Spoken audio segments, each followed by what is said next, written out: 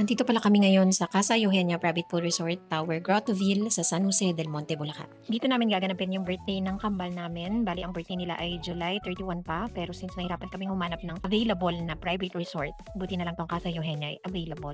Thank you sa mga sponsors! Yung pinapakita na yan ay kitchen at dining. At ito naman ang living room. Fully air-conditioned na yung loob ng bahay na may dalawang split type, isa sa kitchen at isa sa living room. Actually, sa buong bahay with 3 bedrooms talaga siya. Pero since magkano lang yung budget natin, pwede 1 room and then 4 extra matrix sa living area. Ito naman yung basketball court area. Tingnan nyo naman kung gano'n nag-enjoy yung mga bata. Ito naman yung pool area. 5 feet at 2 feet. Sobrang ganda ng weather nung time na yan kaya yung mga bata naligo agad. Ito naman yung hagdan, paakyat dun sa slide. At pag akyat mo, meron ng treehouse tambayan. Ganda, di ba? Bago ka mag-slide, dyan ka na muna. Or pwedeng wag ka na mag-slide.